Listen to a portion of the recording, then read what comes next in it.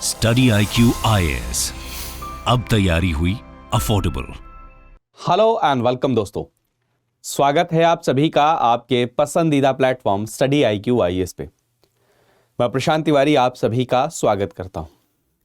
दोस्तों, जैसा कि आप सभी जानते हैं कि द हिंदू न्यूज़पेपर का एनालिसिस रोज सुबह 7 बजे मैं आपके लिए लेकर आता रहता हूं। साथ ही मैं मंथली योजना जो हमारी मैगजीन होती है उसका भी सेशन लेकर आता हूं।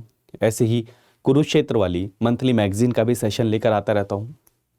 साथ में ही PIB का वीकली एनालिसिस भी, यानी कि करंट अफेयर की सारी चीजें। ऐसे ही दोस्तों, अब हमने एक नया सेगमेंट शुरू किया है, डाउन टू अर्थ। आप सभी जानते हैं डाउन टू अर्थ एक बहुत ही मानी जानी एक मैगजीन है और इसके आर्टिकल से कई बार डायरेक्ट क्वेश्चन आते रहते हैं।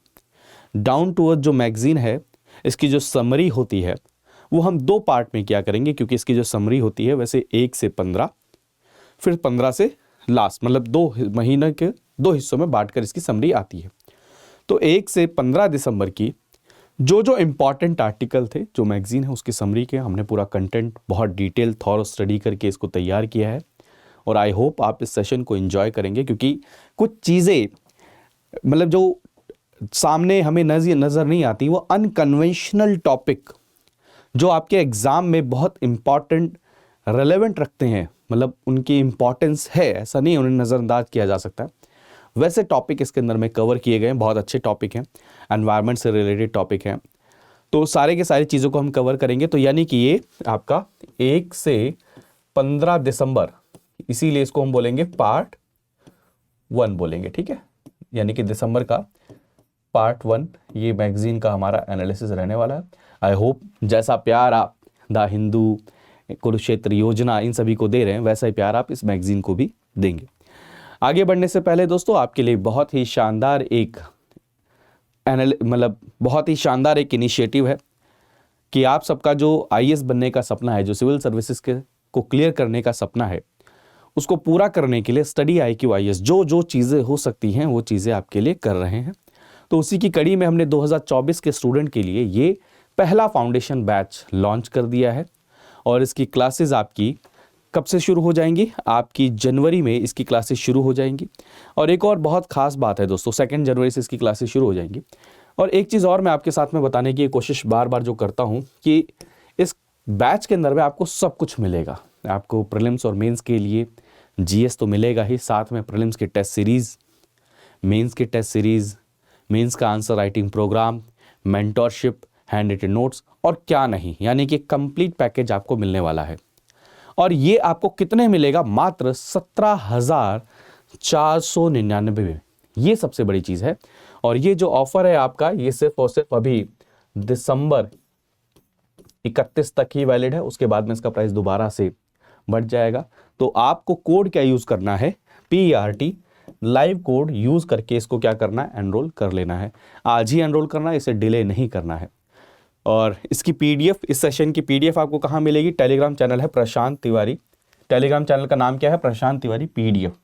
इस टेलीग्राम चैनल पर आपको सभी को ज्वाइन कर लेना है। इस सेशन की PDF मैं वहीं पर ही क्या करूँगा? शेयर आपके साथ कर दूंगा। तो चलिए आगे बढ़ते हैं। सबसे पहला अगर आर्टिकल देखें, क्लीन चैंपियंस, तो ये आप एक केस स्टडी के रूप में देख सकते हैं। आप सभी जानते हैं मेरे दोस्त कि भारत ही नहीं, इस पूरे विश्व के अंदर में एनवायरनमेंट एक बहुत बड़ा इशू है। एनवायरनमेंट को कैसे साफ रखा जाए, ये बहुत बड़ा इशू है।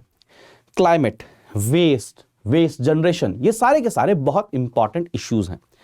तो एक कपल हैं, वो क्या कर रहे हैं? लोगों को अनकन्वेंशनल वे में, मतलब एक जागरूकता तो फैला ही रहे हैं, प्लस में जिया कैसे जाए उस प्रकार की अप्रोच भी बता रहे हैं। मतलब एक केस स्टडी, एक प्रैक्टिकल इंप्लीमेंटेशन देख सकते हो आप, जिसके कारण में आप ये इंश्योर कर सकते हो कि आपका कंट्रीब्यूशन क्लाइमेट चेंज में, एनवायरनमेंट को प्रोटेक्ट करने में कैसा हो सकता है। तो एक कपल है, कहाँ पे? हिमाचल प्रदेश के हैं। वो टीचर्स को और स्टूडेंट्स को ट्रेन कर रहे हैं, किस चीज के लिए? प्रमोट कर रहे हैं zero waste and sustainable living practices. हम दोस्तों जो अपना जीवन जीते हैं, उस जीवन के अंदर में हम कौन कौन सी एक्टिविटीज कर रहे हैं, क्या हम ऐसी कोई एक्टिविटी कर सकते हैं जो हमारे क्लाइमेट को और एनवायरनमेंट को पॉजिटिवली इंपैक्ट करे। तो जैसे छोटा सा एग्जांपल बहुत अच्छा मेरे को लगा कि पहली बात तो आप प्लास्टिक का यूज करिए ही मत। फिर भी अगर मान लीजिए आप अगर प्लास्टिक घर में ले आते हैं, प्लास्टिक की पॉलिथीन यूज करते हैं, तो उसे फेंकिए मत। आप एक बॉटल लीजिए या कैन लीजिए, कुछ भी लीजिए, उसके अंदर में प्लास्टिक की उनको डालते रहिए और फिर उसे आप किसी कंस्ट्रक्शन साइट में देकर आ सकते हैं, क्योंकि अलग थलग पड़े रहने से उसे ना आप रिसाइकल कर सकते हो, ना ही उसको कलेक्ट करना, ये सब चीज़ों के अंदर में। तो ये अप्रोच है। जैसे आप घर के अंदर में ही ऐसी अप्रोच रखिए कि आप जब वेस्ट को कहीं पर डालें तो सेग्रीगेट करके डालें, बायोडिग्रेडेबल को अलग, नॉन बायोडिग्रेडेबल को अलग, उसके अंदर में जो साइकिलेबल हैं उनको अलग रखना। तो उस प्रकार की अप्रोच के लिए क्या कर रहे हैं, प्रमोट कर रहे हैं, ट्रेन कर रहे हैं किसको, टीचर्स एंड स्टूडेंट्स को। तो ये आपके लिए केस स्टडी होगी। तो जैसे क्या क्या कर रहे हैं, जैसे पहला, all food scraps are used as compost in the garden. सबसे पहला क्या, खाने पीने से जो भी चीज़ें वेस्ट हो रही हैं या जो भी बायोडिग्रेडेबल चीज़ें वेस्ट हो रही हैं, उनको आप, वेजिटेबल्स वगैरह कुछ भी, उनको आप कहाँ पर यूज़ कर सकते हो, अपने गार्डन के अंदर में खाद के रूप में यूज़ कर सकते हो। उसको कूड़े में फेंकने की आवश्यकता नहीं है। ये एक प्रैक्टिस हो सकती है, बहुत अच्छी प्रैक्टिस है। रैपर्स एंड पॉलीथीन बैग्स, अगर मान के चलिए आ भी गया है घर के अंदर में, तो उन्हें टाइटली पैक कर देना है किसके अंदर में, सॉफ्ट ड्रिंक बॉटल्स के अंदर आफ्टर यूज। इस बॉटल के अंदर में ऑलमोस्ट 250 रैपर्स आ सकते हैं, और जब ये फुल हो जाए तो उसको क्या कर सकते हैं, हम डोनेट कर सकते हैं कंस्ट्रक्शन साइट पर, जहां पर जो गड्ढे हैं उनको भरने के अंदर में काम आ सकता है। ठीक है, और इवन जो सीमेंट बनाते हैं वो इसको एज ए फ्यूल भी इसको यूज कर सकते हैं। केमिकल डिसइंफेक्टेंट्स, डिटर्जेंट्स, शैम्पूज जो इफेक्ट कर सकते हैं हमारे क्वालिटी लैंड और वाटर को, उनको रिप्लेस किया जा सकता है उन ऑल्टरनेटिव के द्वारा, जो दूसरे बायोडिग्रेडेबल सॉप वगैरह इन किसी चीज से ही बने हो, तो उनसे रिप्लेस कर सकते हैं। यानी कि आपका लिविंग, अब आप इससे क्या कनेक्ट कर पा रहे होंगे, प्रधानमंत्री नरेंद्र मोदी जी ने जो लाइफ मूवमेंट शुरू किया था, वो भी तो यही है कि ह्यूमन के एक्टिविटीज में, ह्यूमन के बिहेवियर में चेंज आना चाहिए। ये मेजर बहुत बड़ा इशू है। आप सिर्फ क्लाइमेट चेंज की बात करते रहे, लेकिन क्लाइमेट चेंज के अंदर में जब तक ह्यूमन का पार्टिसिपेशन नहीं होगा तब तक आप उसको अचीव नहीं कर पाएंगे। तो उसी को एक तरीके से क्या करता है, ये सार्थक करता है ये initiative. Such simple practices can have a great impact on protecting the environment, particularly if all house hold follow them. तो ये प्लीज इसको नोट कर लीजिएगा। ये आप एक बहुत अच्छे केस स्टडी या फिर मान के चलिए एग्जाम्पल के रूप में यूज कर सकते हो। अगर आपका जीएस पेपर 3 का कभी क्वेश्चन आ जाए तो आपको एक्स्ट्रा मार्क्स मिल सकते हैं इस चीज के, उसके अंदर में कि क्या ऑल्टरनेटिव हो सकता है। या फिर अगर मान के चलिए लाइफ्स के बारे में कभी आ जाए तो उसके अंदर में आप उसको एक आयाम देने के लिए ये कह सकते हैं कि ये प्रैक्टिकल एग्जाम्पल है इसका। ठीक है, ठीक है। अब कुछ फैक्ट्स, मैगजीन में हमेशा क्या होते हैं, कुछ फैक्ट्स होते हैं, तो इन फैक्ट्स को एक जगह पे इकट्ठा कर दिया गया है।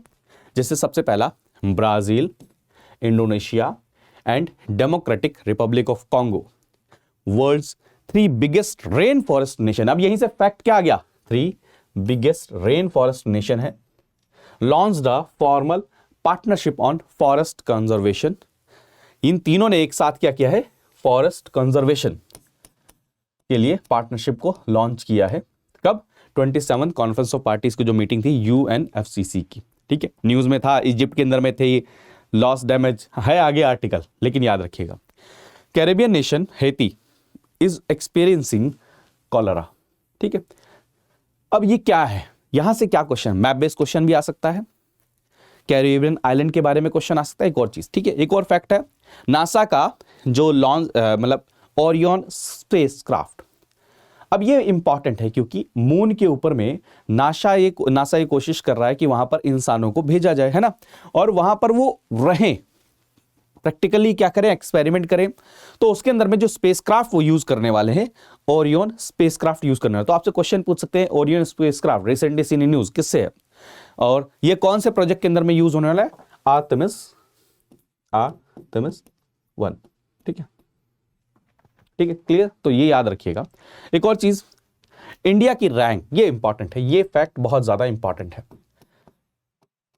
This is very important. इसीलिए मैंने कहा कि ये सेशन आपको आपकी तैयारी में एक तरीके से आपको प्रीलिम्स और मेंस दोनों के लिए क्या करेगा, आपको तैयार करेगा।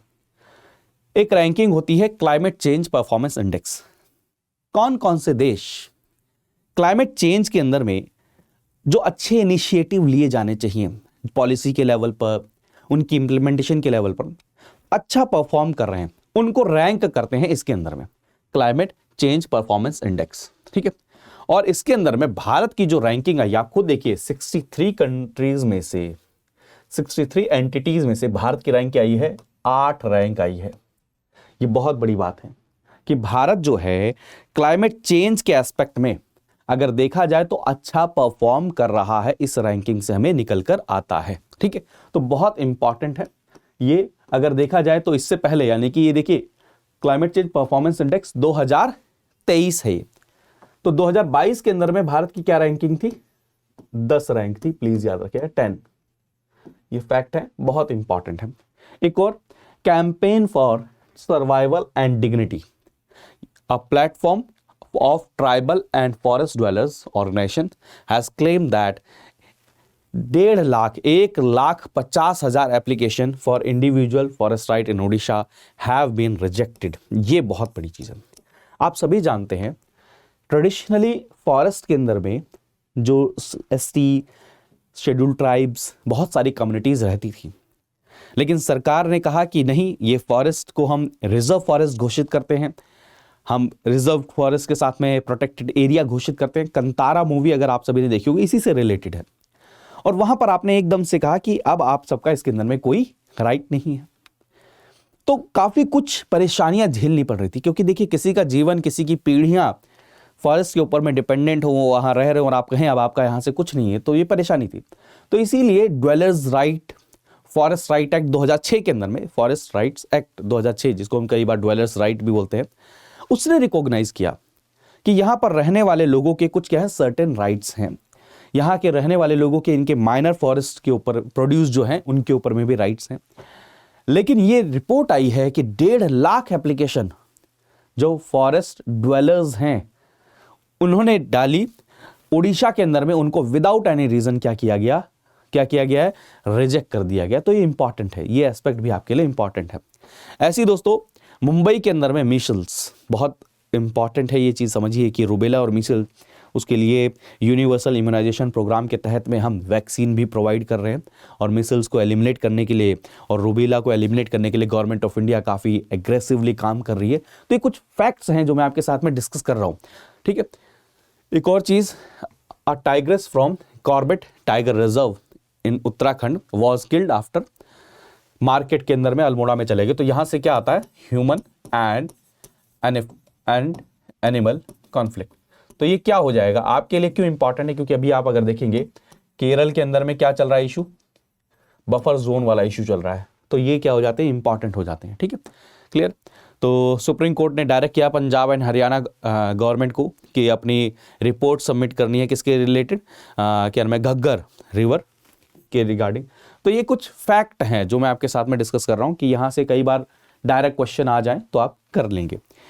अब नेक्स्ट आर्टिकल, ये बहुत कम सोचने में लोग सोचेंगे कि ये भी एक आर्टिकल हो सकता है, ये इसके बारे में सोचा जा सकता है।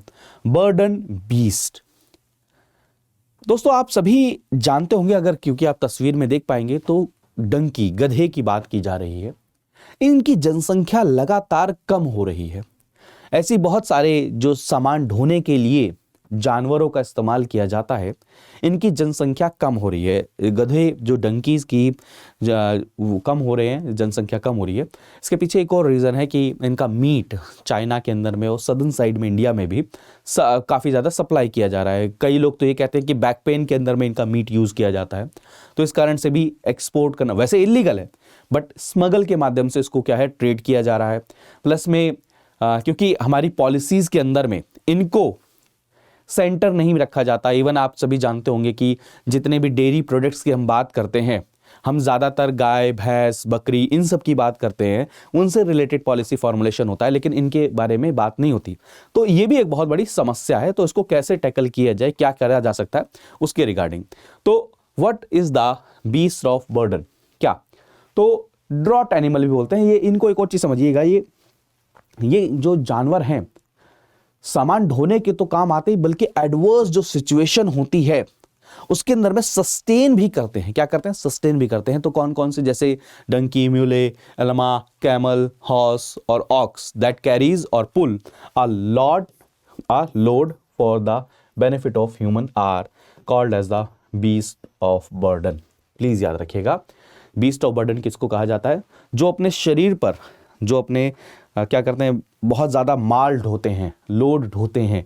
किसके बेनिफिट के लिए? ह्यूमन के बेनिफिट के लिए। उनको हम बीस्ट ऑफ बर्डन यहाँ पर कह रहे हैं। ठीक है, तो इनका इकोनॉमिक सिग्निफिकेंस अगर देखा जाए बीस्ट ऑफ बर्डन का, तो रूरल कम्युनिटीज़ के अंदर में इनका बहुत ज़्यादा रोल है। ठीक है, अगर आप देखेंगे कि डंकीज़ का अगर एग्जाम्पल लें, हमारे यहाँ पर गधों का एग्जाम्पल लें, तो बहुत ज़्यादा क्या है, हमारे रूरल एरिया में इनका इस्तेमाल किया जाता है। लेकिन क्या हो रहा है, अभी आजकल मशीन का बहुत ज़्यादा क्या हो रहा है, यूज़ होना शुरू हो रहा है। अब मशीन का यूज़ होना शुरू होने के कारण में क्या हो रहा है, इनका इस्तेमाल होना धीरे धीरे कम हो रहा है, जिसके कारण में लोग इनको पालना बंद कर रहे हैं। अब पालने के बंद करने के कारण में क्या हो रहा है कि इनकी जनसंख्या धीरे धीरे कम हो रही है। तो अगर देखा जाए, the animal find use in places untouched by mechanisation like brick. हाँ, ये आपने देखा होगा कि गधों का सबसे ज़्यादा इस्तेमाल अगर कहीं पर भी आपने देखा होगा तो ईंट जहां पर बनाया जाता है, ब्रिक, भट्टा, वहां पर सामान ढोने के लिए सबसे ज्यादा यूज किया जाता है। लेकिन अगर देखा जाए, और एक और चीज अगर, मतलब अभी आप इनकी इंपॉर्टेंस समझिए कि according to a survey the total annual income earn by equine owned families work in 50 brick kilns in 10 district of Uttar Pradesh, 80% came from their animal transport of bricks। आप यहां से अंदाजा लगा सकते हैं कि 80% उनकी जो इनकम आती है वो कहां से आती है, इन्हीं के कारण में आती है। ठीक है, इवन अगर आप देखें, इनका एक और बहुत बड़ा इंपॉर्टेंस है, गुजरात के अंदर में डेयरी सप्लायर्स इनका यूज करते हैं। किस चीज के लिए?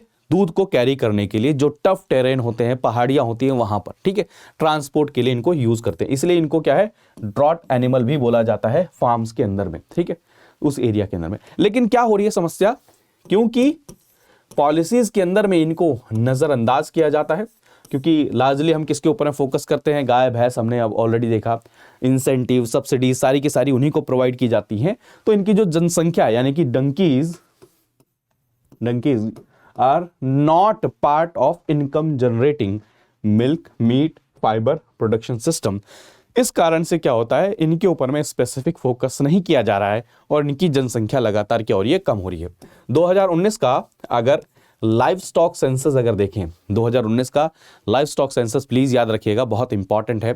ठीक है, तो उसके अंदर में हमें पता चलता है कि इंडिया हैज 0.12 मिलियन डंकीज, कब, 62% लोअर देन 0.32 मिलियन डंकीज इन 2012। तो आप इससे अंदाजा लगा सकते हैं कि 2012 में कितनी जनसंख्या थी और अब कितनी जनसंख्या है। तो इससे पता चलता है क्या कि इनके ऊपर में फोकस ना होने के कारण में क्या हो रहा है, इनकी जो पॉपुलेशन है वो लगातार क्या हो रही है, कम हो रही है। जनसंख्या नहीं, पॉपुलेशन इनकी लगातार कम हो रही है। रीजन क्या क्या कह सकते हैं? सबसे पहला रीजन क्या है कि मशीन का यूज हो रहा है कई जगह पर, इस कारण से क्या हो रहा है, डंकीज का वहां पर यूज नहीं किया जा रहा। ठीक है, अगर दूसरी तरफ में देखा जाए, डिमांड भी कम हो रही है इनकी, इस कारण से भी इनकी पॉपुलेशन क्या हो रही है, कम हो रही है। ठीक है, ऑलरेडी मैंने आपको बता ही दिया कि क्या हो रहा है कि पॉलिसीज में नहीं है, ये भी एक बहुत बड़ा रीजन है। प्लस में एक और चीज, जो कम्युनिटीज इनका यूज करती थी, अब वो धीरे धीरे दूसरी उसके अंदर में मूव कर रही हैं। फॉर एग्जांपल हो सकता है कई लोग पहले भट्टा, ईंट, इन सब में काम करते हो, लेकिन अब वो धीरे धीरे किस तरफ में शिफ्ट हो रहे हैं, दूसरे ऑक्यूपेशंस की तरफ में शिफ्ट हो रहे हैं। तो ये भी एक रीजन है इनकी संख्या कम होने का। ठीक है, तो ये प्लीज समझते रहिएगा। और एक और बहुत बड़ा रीजन है इनकी जनसंख्या, मतलब इनकी पॉपुलेशन को कम होने का, इनका डिमांड फॉर इट्स मीट। ठीक है, वैसे ये इलीगल है ट्रेड करना, लेकिन स्मगलिंग के तरीके से देश के अंदर में भी और देश के बाहर भी इनके मीट को क्या किया जाता है, ट्रीट किया जाता है। तो ये आपके एग्जाम में क्वेश्चन आ सकता है कि डंकी का जो मीट है वो सदर्न स्टेट्स में बहुत ज्यादा कंज्यूम किया जाता है। अगर पर्टिकुलरली हम देखें आंध्र प्रदेश और तेलंगाना के कुछ हिस्सों के अंदर में, क्यों? क्योंकि ये कहा जाता है कि इनका जो मीट है वो खाने से क्या होता है, बैक पेन, अस्थमा के अंदर में क्या होता है, बीमारी के अंदर में हेल्प मिलती है। इवन इसका मीट चाइना के अंदर में भी बहुत ज्यादा एक्सपोर्ट किया जाता है। इस कारण से क्या हो रहा है, इनकी पॉपुलेशन क्या हो रही है, कम हो रही है। ठीक है, तो ये प्लीज ये सारी की सारी चीजें याद रखिएगा। जैसे आप देखेंगे कई सारे प्रकार के डंकीज हमें मिलते हैं, जैसे कच्छी, जो कच्छ रीजन गुजरात के अंदर में मिलता है, ग्रे वाइट ब्राउन टाइप के होते हैं, ठीक है। तो ये यूज किस किस लिए, वीड रिमूवल इन फार्म्स, पैक एनिमल ड्यूरिंग क्या नाम है आपको, क्या नाम है माइग्रेशन के समय पर इनका यूज किया जाता है। 80 से 100 kg का सामान ये अपने पीठ पर ही लाद कर चल सकते हैं, और उस अगर कार्ट में कर दोगे तो 200 से 3 किलो सामान लेके जा सकते हैं, सोचिए, ठीक है। हलारी सौराष्ट्र रीजन गुजरात के अंदर में होता है, ठीक है, और 30 से 40 किलोमीटर एक दिन के अंदर में वॉक कर सकते हैं। सिंधी बाड़मेर और जैसलमेर डिस्ट्रिक्ट के अंदर में ये क्वेश्चन आ सकते हैं, देखिए। और इनके बारे में कहा जाता है कि ये कैरी कर सकते हैं 1000 से 1500 kg का, 1000 से 1500 kg, तो प्लीज याद रखिएगा, ठीक है, ठीक है। स्पीति कोल्ड डेजर्ट के अंदर में, हिमाचल के अंदर में यूज किए जाते हैं, ठीक है, तो ये भी इसके अंदर में यूज किया जा सकता है इनका। तो अपॉर्चुनिटी क्या क्या है, तो अब गवर्नमेंट को क्या करना चाहिए, इसको हमें देखना चाहिए कि भाई इनकी पॉपुलेशन क्या हो रही है, डिक्लाइन हो रही है, और उसके लिए हमें कोई क्या मेजर लेकर आना चाहिए। तो सबसे पहली बात तो क्या है, हम अवेयरनेस फैला सकते हैं डंकी के जो दूध है, जो मिल्क है, उसके हेल्थ बेनिफिट के बारे में। ये बहुत बड़ी चीज हो सकती है, क्योंकि आप सभी को अगर बता दें, ये क्या करेगा, अगर आप इसके मिल्क के बेनिफिट अगर पहुंचाएंगे तो क्या होगा, लोग इनको पालना शुरू करेंगे, ठीक है। और जब इनको पालना शुरू करेंगे तो क्या होगा, इनकी जनसंख्या धीरे धीरे क्या होगी, बढ़ना शुरू हो जाएगी। डंकी का जो मिल्क है वो न्यूट्रिशन उसमें बहुत ज़्यादा होता है, और फैट कंटेंट भी क्या होता है, लेस होता है, ये इंपॉर्टेंट हो सकता है, ठीक है। और स्टार्टअप को हेल्प की जा सकती है, कई सारे स्टार्टअप ने शुरू भी किया है कि वो डंकी के क्या कर रहे हैं, मिल्क को सप्लाई कर रहे हैं। तो ये भी एक क्या हो सकता है, पॉजिटिव डायरेक्शन की तरफ में जा सकते हैं, जहां पर हम इनकी जनसंख्या के लिए काम कर सकते हैं, ठीक है। दूसरा, आप there is also a need to explore the load carrying capacity, ठीक है। आप क्या है, जो इंडिया के अंदर में उनको आप जैसे लगातार मशीनों का यूज होना शुरू हो रहा है, ठीक है, तो आप मशीन का और इनका यूज होना एक बैलेंस कर सकते हैं कंस्ट्रक्शन साइट और इन सब जगह पर, ठीक है।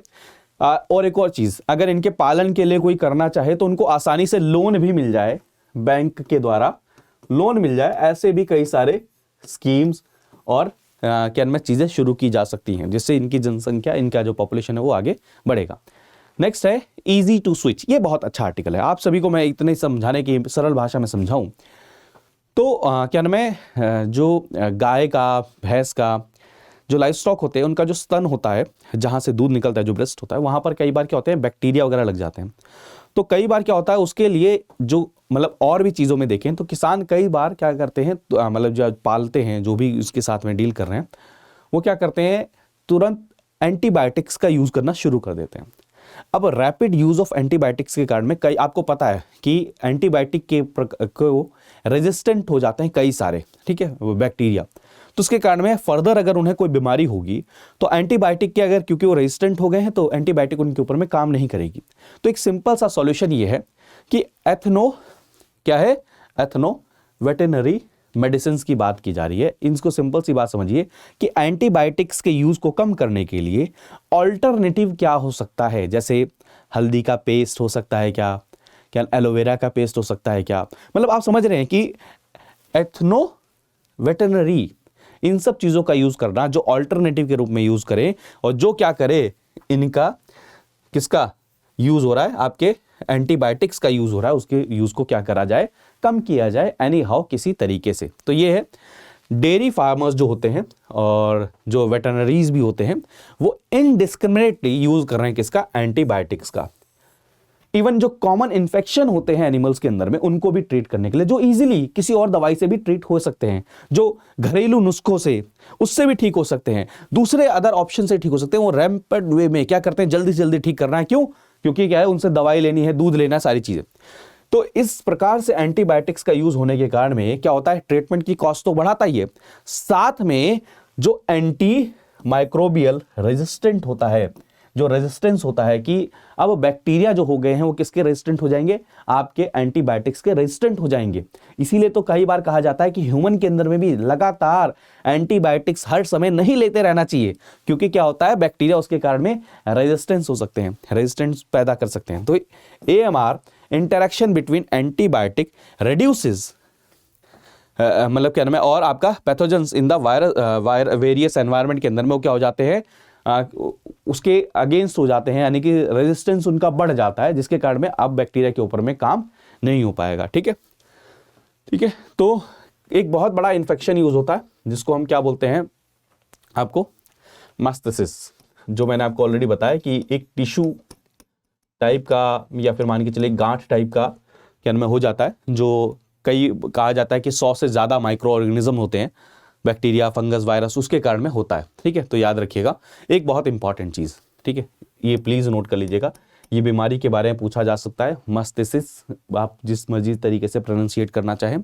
और इसके कारण में क्या होता है, मिल्क प्रोडक्शन के अंदर में परेशानी होती है। ठीक है, और उसके कारण में क्या होता है, इवन जो मिल्क होता है उसके अंदर में ब्रेस्ट क्या नाम है ब्लड भी आने लग जाता है। तो इसको ट्रीट करने के लिए क्या किया जाता है, तुरंत एंटीबायोटिक का यूज करना शुरू कर देते हैं। ठीक है, तो 18% of dairy animal in country suffer from clinical mastitis while 45% display sub clinical mastitis. तो ठीक है, इसके पीछे कोई एग्जैक्ट रीजन, सिम्टम क्या है ये चीज नहीं पता है। ठीक है, लेकिन हम क्या है, इसका सॉल्यूशन की तरफ में अगर हम जाएंगे तो हम हमेशा क्या यूज करते हैं, एंटीबायोटिक्स यूज करना शुरू कर देते हैं। तो उसकी जगह पे हम कोई ऑल्टरनेटिव यूज करना शुरू करें। तो इस ऐसे मतलब मान के चलिए कि ऐसी परेशानी को देखते हुए क्या किया गया, यानी कि ड्रग का यूज कैसे किया जाए, रैशनलाइज यूज कैसे किया जाए, उसके लिए नेशनल डेयरी डेवलपमेंट जो बोर्ड है उसने 2014 के अंदर में एक प्रोग्राम शुरू किया था, MCPP क्या है, मैस्टिटिस कंट्रोल पॉपुलराइजेशन प्रोग्राम। इस प्रोग्राम के अंदर में क्या किया गया था, साबर डेयरी कहां पर, साबर डेयरी कहां पर है, ये आपका होमवर्क है, कमेंट करके बताइएगा। ठीक है, ठीक है, वहां पर ये कहा गया था कि जैसे ही अर्ली डिटेक्शन होता है तो उनको सिंपल मेथड से क्या किया जाए, क्योर किया जा सकता है। वहां पर आपको जरूरी नहीं है एंटीबायोटिक्स का ही यूज करना, एंटीबायोटिक का ही यूज करना जरूरी नहीं है। ठीक है, तो ये बहुत इंपॉर्टेंट, जैसे आप देखिए रेडिश पेस्ट बनाया जा सकता है, जो एलोवेरा, टर्मरिक पाउडर और लाइम को मिक्स करके फिर वहां पर जो इन्फेक्टेड एरिया है वहां पर अप्लाई किया जाए दिन में 3 से 4 बार, तो उसको ठीक किया जा सकता है। ठीक है, क्लियर। तो ये मतलब ये क्या है, ऑल्टरनेटिव हो सकता है, और इस ऑल्टरनेटिव के कारण में एक तो आप उसकी कॉस्ट भी कम कर दोगे इलाज की, प्लस में जो एक बहुत बड़ी परेशानी पैदा हो सकती है क्या नाम है इनके क्या नाम है एंटीबायोटिक के यूज करने का, उसको भी आप कम कर लोगे। तो ठीक है, the efficacy of ethno veterinary medicine has also been reported in the treatment of lumpy skin. आप देखेंगे लंपी स्किन बहुत ज़्यादा जो न्यूज़ में थी, उसके अंदर में भी ऐसे ही पेस्ट, ऐसे ही वो पिलाना, धुआं करना, बहुत सारी चीज़ों का देखा गया। तो आप ये चीज़ देख सकते हैं कि आप एंटीबायोटिक्स के यूज़ को कम कर देंगे और साथ में ही क्या होगा, जो डेयरी के फार्मर इनकम है, क्योंकि जब कॉस्ट इलाज की कम हो जाएगी तो इनकी इनकम पे भी क्या पड़ेगा, असर पड़ेगा। ठीक है, तो ट्विन गेन होंगे किसके कारण में, आपके एथनो वेटरनरी मेडिसिन के। ठीक है, ठीक है, क्लियर है। तो साबर डेयरी कहां पर है, गुजरात के अंदर में। वैसे मैंने होमवर्क दिया था लेकिन मैं फिर भी क्लियर कर ही दे रहा हूं। क्लियर है, किसी कोई डाउट इससे रिलेटेड, वैसे होना नहीं चाहिए, बहुत ईजी था। ठीक है, तो इसके हमें ये चीज समझ में आ गई होगी कि अब आप एक और बहुत चीज इंपॉर्टेंट चीज है, तो इसको और कैसे प्रमोट किया जाए। आप स्टडीज को इसके अंदर प्रमोट कर सकते हैं, इंटीग्रेट कर सकते हैं आयुर्वेदा को, और उसके साथ में आपके जो वेटरनरी डिपार्टमेंट के अंदर जानवरों से रिलेटेड जो दवाइयाँ हैं उसके अंदर में इंटीग्रेट कर सकते हैं। उसके अंदर में आप प्रमोट कर सकते हैं, अवेयरनेस फैला सकते हैं किसानों के अंदर में, आप अवेयरनेस फैला सकते हैं जो डॉक्टर हैं जो ट्रीटमेंट कर रहे हैं उनके अंदर में, जिसके कारण में सॉल्यूशन यहाँ से निकल सकता है। ठीक है, क्लियर है। तो milk federation, bill small milk producer, उनको आप अवेयरनेस फैला सकते हैं, उनके बीच प्रमोट कर सकते हैं, प्रोक्योरमेंट एजेंसी सूटेबल पॉलिसीज ऐसी बना सकते हैं। ठीक है, और मेडिसिन का इंटरवेंशन आप क्या नाम है, जब जो वेटरनरी डॉक्टर्स हैं उनको आप ऐसा प्रमोट कर सकते हैं कि वो अगर दवाइयाँ लिखें तो इस तरीके की ही दवाइयाँ लिखें जो क्या नाम है ऑल्टरनेटिव के रूप में हो, जो एंटीबायोटिक को कम यूज़ करें। ठीक है, इस प्रकार के सारे इसके सॉल्यूशन हो सकते हैं। नेक्स्ट आर्टिकल देखेंगे, पेमेंट ओवर ड्यू। अब ये बहुत सिंपल सा है, देखिए कई सारे आर्टिकल इसी से रिलेटेड आपको मिलेंगे। मैं आपको सिंपल और सरल भाषा में समझाऊं तो आप जानते होंगे कि विश्व के अंदर में क्लाइमेट चेंज हो रहा है। आप सभी इस चीज को बहुत अच्छे से जानते हैं। क्या हो रहा है, क्लाइमेट चेंज हो रहा है ना। आप इस चीज को तो सभी के सभी समझते होंगे, और इसके पीछे जो क्रेडिट दिया जा रहा है, जो रीजन बताया जा रहा है क्लाइमेट चेंज होने के पीछे, वो ग्रीन हाउस गैसेस के एमिशन के बारे में बताया जा रहा है। और ग्रीन हाउस गैसेस के कारण में क्या हो रहा है, ग्लोबल वार्मिंग हो रही है, और ग्लोबल वार्मिंग क्या है, रिस्पॉन्सिबल है क्लाइमेट चेंज के। तो ये कहा गया क्यों ना ग्रीन हाउस गैसेस के एमिशन को किसी प्रकार से कम किया जाए। अब ग्रीन हाउस गैसेस के एमिशन को कम करने के लिए काफी समय से बातचीत चली रही है। तो 1992 के अंदर में क्या होती है, एक रियो अर्थ समिट होती है। क्या होती है? रियो अर्थ समिट होती है, ठीक है, जिसको हम अर्थ समिट भी बोलते हैं, रियो समिट भी बोलते हैं। और उसके अंदर में एक कन्वेंशन आता है UNFCCC, ठीक है, क्लाइमेट चेंज कन्वेंशन, ठीक है, जो ये बात करता है कि वर्ल्ड के अंदर में हमें ग्लोबल वार्मिंग को कम करना है। पहले इनका टारगेट था कि 2 डिग्री सेल्सियस से टेम्परेचर कम ही रहना चाहिए अर्थ का, इतना कम करना, वो बात अलग है। पेरिस के अंदर में हमने इसको कहा कि क्या 1.5 डिग्री का आप टारगेट करो, ठीक है, लेकिन 2 डिग्री हमने टारगेट किया था। और इसको कैसे कम किया जाएगा? ग्रीन हाउस गैसेस के एमिशन को कम किया जाएगा। अब दोस्तों, जो ग्रीन हाउस गैसेस का एमिशन होता है वो बहुत सारी ऐसी एक्टिविटीज के कारण में होता है जो आपके डेवलपमेंट के प्रोसेस के अंदर में होती हैं। फॉर एग्जांपल, मैं छोटा छोटा एग्जांपल देता हूं आपको। आप ट्रांसपोर्ट के लिए अगर व्हीकल यूज करते हो तो वहां पर ग्रीन हाउस गैसेस का एमिशन होता है, ठीक है। अगर मान के चलिए आप कोल का यूज करते हो इलेक्ट्रिसिटी प्रोडक्शन के अंदर में, ठीक है, ठीक है, इलेक्ट्रिसिटी, ठीक है, तो उसके अंदर में भी आपको नजर आता है कि इसके कारण में ग्रीन हाउस गैसेस का एमिशन होता है। इवन कई सारे एग्रीकल्चर एंड लाइफ स्टॉक, इनके अंदर में भी हमें मीथेन गैस जो कि क्या है, ग्रीन हाउस गैसेस का बहुत इंपॉर्टेंट कॉन्स्टिट्यूएंट है, उसका भी एमिशन होता है। इवन बहुत सारे इंडस्ट्रीज, सीमेंट, स्टील, फर्टिलाइजर, ऐसी इंडस्ट्रीज के अंदर में भी हमें ग्रीन हाउस गैसेस का एमिशन नजर आता है। अब आप खुद देखिए कि ये चीजें जो एमिशन हो रहे हैं, जो इंडस्ट्रीज हैं, ये किसी भी देश के डेवलपमेंट के लिए क्या है, इंपॉर्टेंट है। क्या है? इंपॉर्टेंट है। तो जब ग्रीन हाउस गैसेस के एमिशन को कम करने की बात आई, तब ये आया कि कम कौन करेगा? क्यों?